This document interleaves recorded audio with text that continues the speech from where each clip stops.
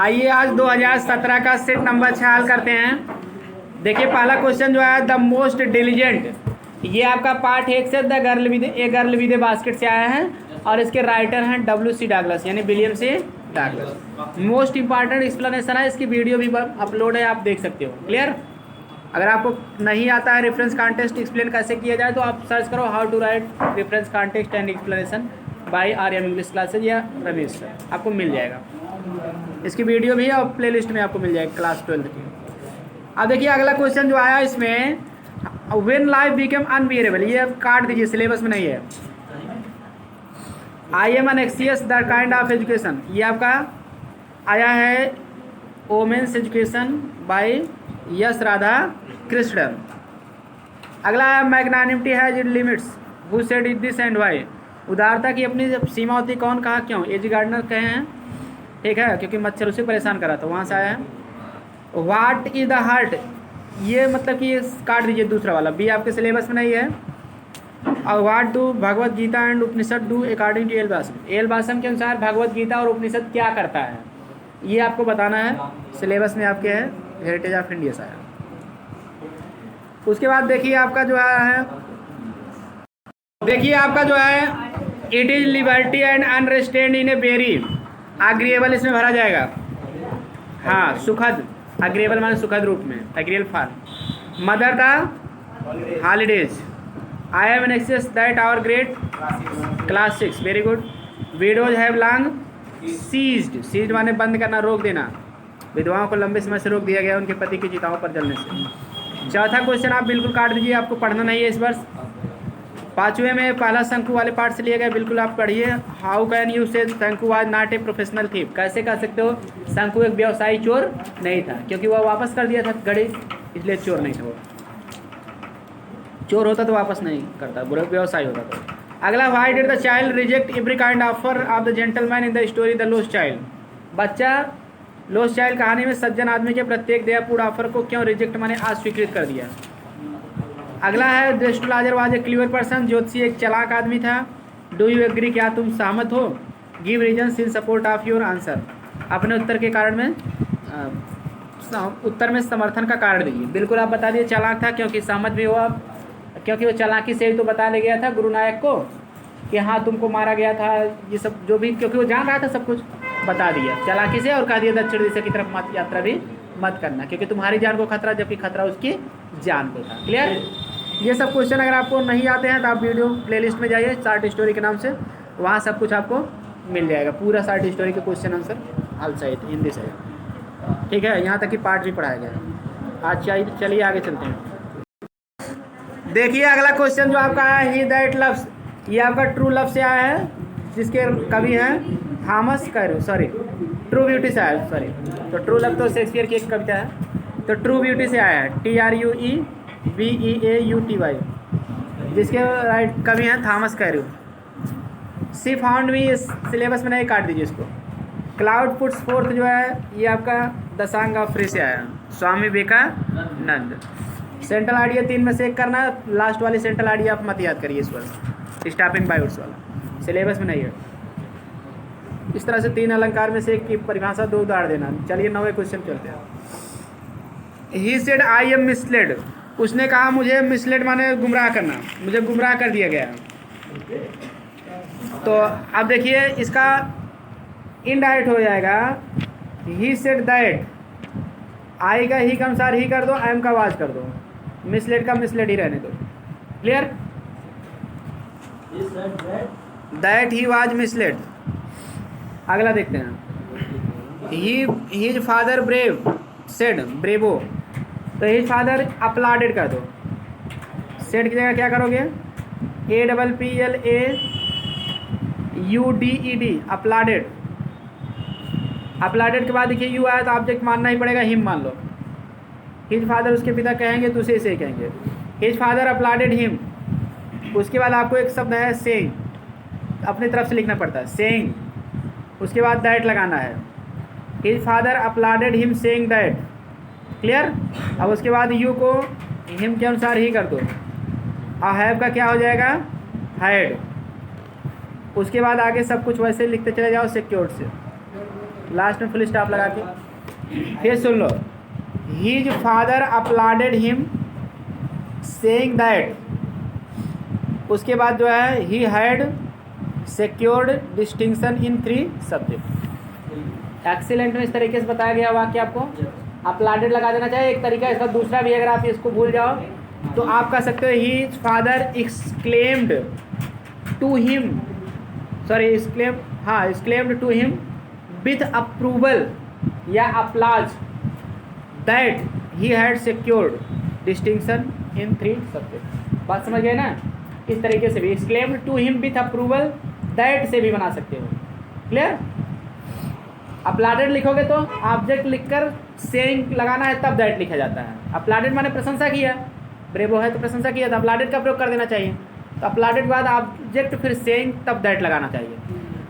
और अब एक्सक्लेम्ड से भी बना सकते हो, एक्सक्लेम्ड उसके बाद ऑब्जेक्ट है तो टू हिम कर दो, टू करके ऑब्जेक्ट लिखो, फिर उसके बाद विथ अप्रूवल करते हो ब्रेवो को हटाने के लिए, या विथ अप्लाज, तब दैट लगाते हो। सही दोनों है। बात समझ में आ गया? चलिए आगे। He is intelligent, he is hard working. Simple sentence बनाना है तो इंटेलिजेंट तक पहला वाक्य लिख लो, उसके बाद एंड लगा के दूसरा एडजेक्टिव जोड़ दो, बस बात खत्म। ही is intelligent and hard working, वह बुद्धिमान और कठिन परिश्रमी है। देखिए एंड के द्वारा यहाँ 2 शब्द जोड़ रहे हैं, एडजेक्टिव जोड़ रहे हो तो कॉम्प्लेक्स नहीं माना जाएगा। क्लियर? क्योंकि ना तो वर्ब जोड़ रहे हो ना सब्जेक्ट जोड़ रहे हो। ठीक है, चलिए आगे। अब देखिए, God triumphs over hill evil in the end, sorry you are right. Good triumphs, good माने अच्छाई या भलाई, जल्दबाजी में हो जाता है कभी जल्दी, समय का लाइकिंग है। गुड ट्रायम्फ्स माने अच्छाई की विजय होती है, ओवर एविल बुराई पर, इन द एंड अंत में, अच्छाई की अंत में बुराई पर क्या होती है? विजय होती है। दिस इज अ सर्टेन, यह निश्चित है। क्लियर? तो इसको आपको करना क्या है, पहले दैट लगा दो, कॉम्प्लेक्स बनाना है तो पहले दैट लगा दो, गुड में जी छोटे से कर दो, that good triumphs over evil in the end, उसके बाद इनके बाद कामा लगा के दिस हटा दो, इससे जोड़ दो, इज सर्टेन, क्योंकि दिस इस यह निश्चित है, मतलब क्या, पूरा क्लाज, उसको नाउन क्लाज बना दो, दिस हटा दो, तो दैट करके पहला वाक्य सब्जेक्ट ऑफ द वर्ब हो जाएगा। क्लियर? क्या इस नियम से बना जाएगा दिस, क्योंकि पहले इसलिए नहीं लिखा जा सकता है क्योंकि नाउन क्लास से पहले इट दिस दस दैट या सो नहीं होना चाहिए। क्लियर? कोई भी वाक्य इसलिए इट या दिस रहे तो उसी को हम उसके पहले नाउन क्लास लिख देते हैं। ठीक, उसको हटा के दैट लगा के लिखते हैं। चलिए आगे। Transform one of the following sentence as directed within the brackets. तो इसमें आपको करना क्या है, देखो पहला वाक्य अफर्मेटिव बनाना है आपको। Who does not know our prime minister, तो इसको अफर्मेटिव बनाना है ताकि अर्थ यही आए। तो आप हु डज नॉट हटा दीजिए, तो उसके जगह लिख दो एवरीवन। क्या कर दोगे, और नो में यस जोड़ दो, क्योंकि एवरीवन एक वचन माना जाता है। Everyone knows our prime minister, full stop कर दो। प्रश्न है कौन हमारे प्रधानमंत्री को नहीं जानता, उत्तर आएगा प्रत्येक व्यक्ति हमारे प्रधानमंत्री को जानता है। क्लियर भाई? अगर देश का नागरिक है तो अपने प्रधानमंत्री को जानता है। It is time to learn our lessons, तो इसका आपको बनाना है पैसिव वॉइस। तो ऐसे करो, इसको पहले इट इज़ टाइम पूरा लिख लो, उसके बाद टू लर्न छोड़े रहो, उसके बाद ठीक है टू लर्न छोड़े रहो, फार लगा दो, फार आवर लेसन, उसके बाद टू लर्न का इन्फिनिटिव बना दो, to be learned, to be learned. It is time for our lesson to be learned, learn लिख के टी जोड़। देखिए इसका रूल सुन लो, कोई भी वाक्य रहेगा इट इज़ टाइम रहेगा, उसके बाद इन्फिनिटिव रहता है टू प्लस फर्स्ट फॉर्म, तब ऑब्जेक्ट। तो उसका नियम यह है कि हम इट इज़ टाइम तक पूरा लिख लेते हैं, फिर फार का प्रयोग करते हैं, तो इन्फिनिटिव के बाद जो ऑब्जेक्ट रहता है उसको हम बना देते हैं, लिख देते हैं, फिर इन्फिनिटिव का टू प्लस फर्स्ट फॉर्म को to be plus third form में बदल देते हैं। क्लियर? ऐसे वाक्य परीक्षा में बहुत आते हैं, इस पर आप ध्यान दीजिएगा, कई बार आया। चलिए देखते हैं आगे, सिंटैक्स देख लेते हैं। Guests are encouraged to avail themselves, ठीक है, the full range of hotel facilities. तो इसमें क्या गलती है, हाँ देखिए अवेल देमसेल्फ के बाद ऑफ लगता है। जैसे आपके एक्सीलेंट में दिया I availed myself of this opportunity, मैं इस मौके का फ़ायदा उठाया। क्लियर। तो अवेल के साथ तो रिफ्लेक्सिव प्रोनाउन आता तो ऑफ भी उसके साथ आता है। क्लियर। क्योंकि अवेल वन सेल्फ ऑफ ये फ्रेज ही है, वन सेल्फ की जगह सब्जेक्ट के अनुसार देमसेल्फ हिमसेल्फ कुछ भी आ सकता है। क्लियर। तो यहाँ आप अब देमसेल्फ बाद ऑफ लगा दीजिए, वाक्य आपका एकदम करेक्ट हो जाएगा। चलिए आगे। पुलिस सस्पेक्ट्स ए लोकल गैंग।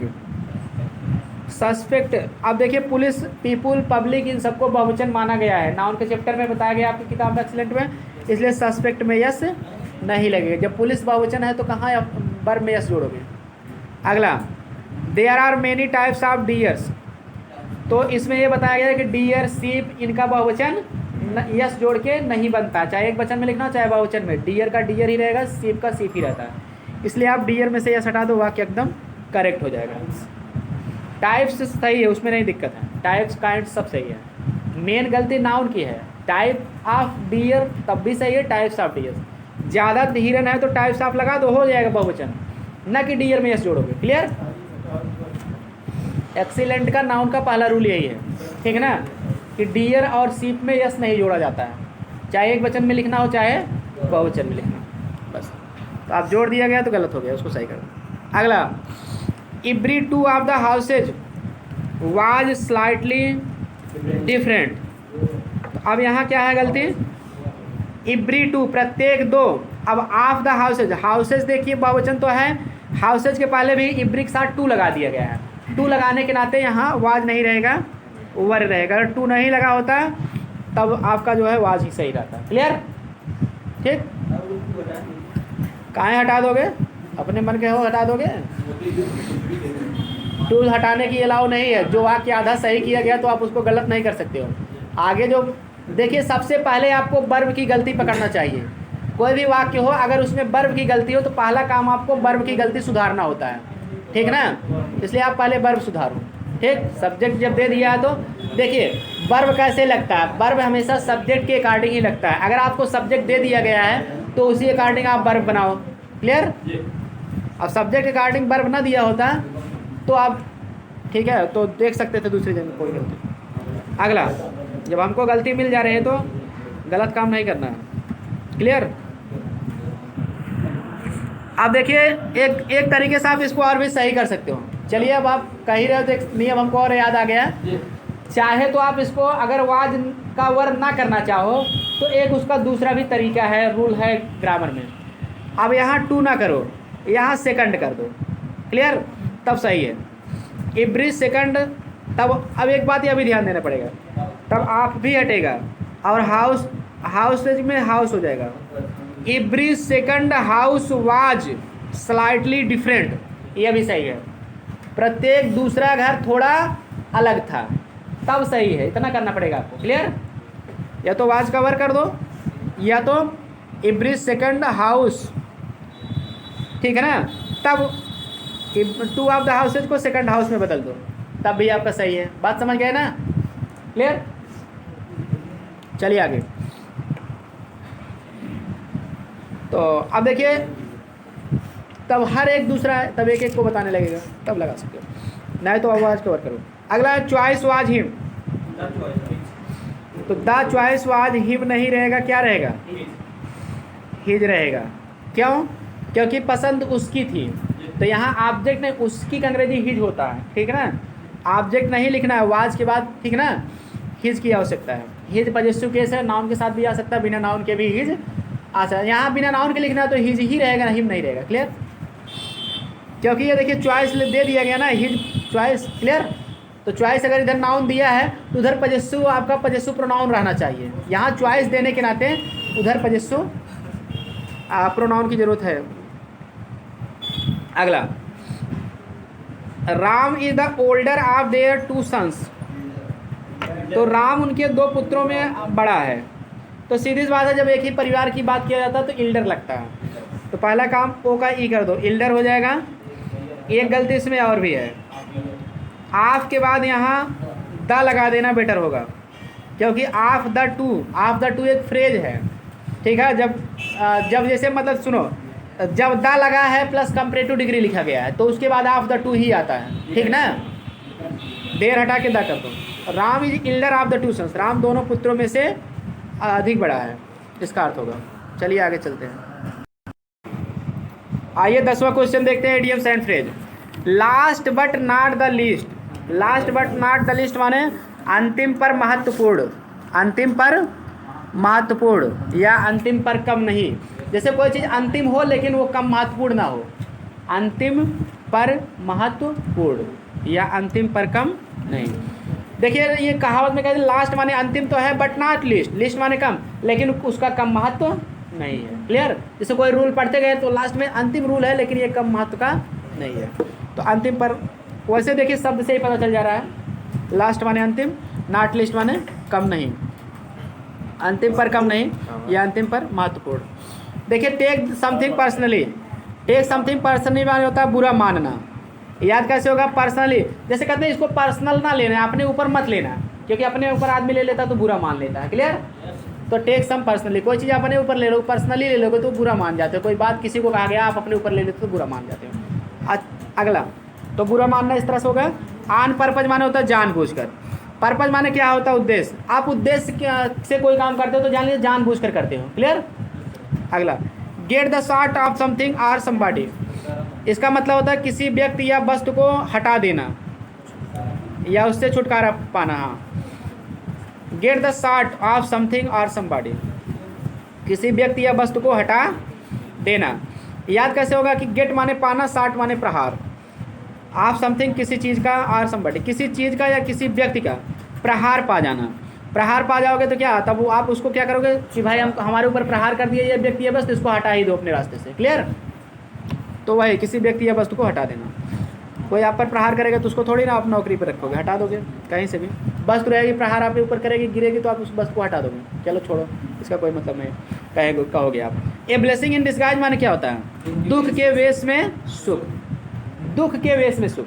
याद कैसे होगा, ब्लेसिंग माने होता है वरदान, डिस्गाइज माने होता है बदला हुआ वेश।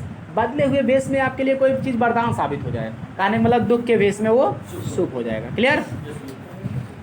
क्योंकि वरदान मतलब क्या, वरदान आपको सुख देगा, डिस्गाइज मैंने बदले हुए, दुख के वेश में सुख दे देगा।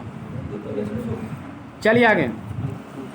कभी कभी जैसे हमारे लिए क्या होता है कि कोई चीज़ हमारे लिए दुखदायी होता है लेकिन बाद में उससे हमको सुख भी मिलता है, तो उसको दुख के वेश में सुख कहते हैं। क्लियर। देखिए एंशिएंट माने क्या होता है आपका, एंटोनिम बताइए। मॉडर्न हो जाएगा, MODERN। अच्छा डिमोट माने क्या होता है, डिमोट का प्रमोट हो जाएगा। बिल्कुल, डिमोट मतलब अवनति करना, और प्रमोट माने किसी का वृद्धि उन्नति करना। जैसे प्रमोशन का डिमोशन सुने हो ना, तो वही डिमोट का प्रमोट हो जाएगा।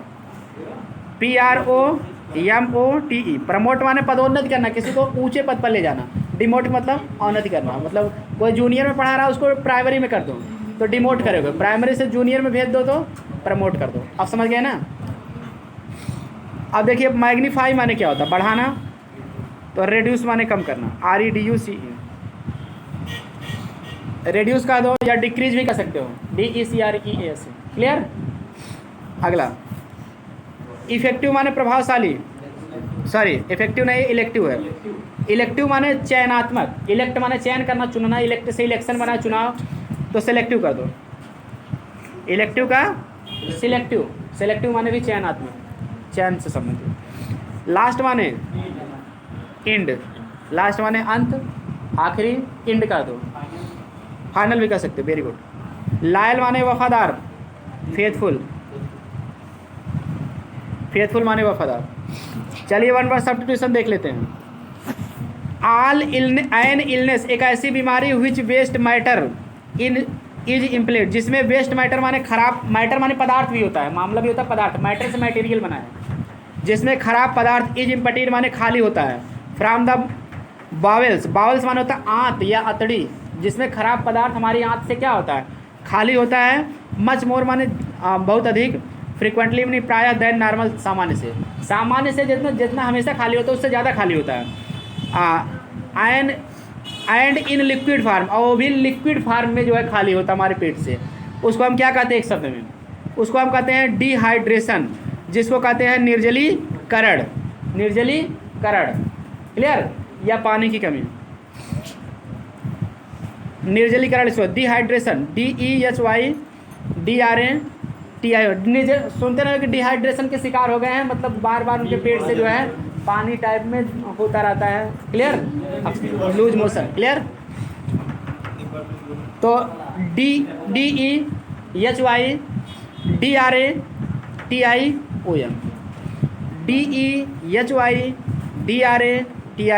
निर्जलीकरण या पानी की कमी इसका अर्थ होता है, clear.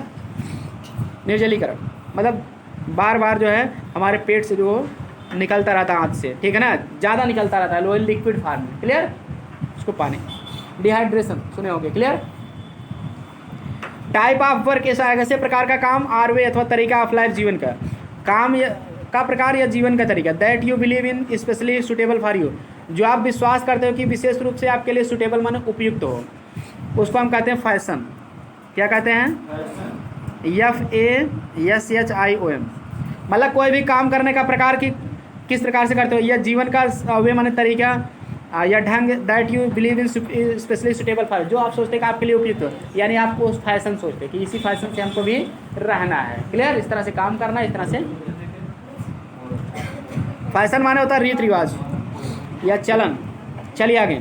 A person who comes to country from another in order to settle there, settle माने बसना, एक ऐसा आदमी जो किसी देश से बसने के लिए वहाँ पर आ जाता है, जहाँ पर वो आता है वहाँ बसना चाहता है। जैसे कोई अमेरिका से यहाँ इंडिया आ गया, तो वो उस आदमी को क्या कहते हैं यहाँ? इमिग्रेंट कहते हैं। IMMIGRANT,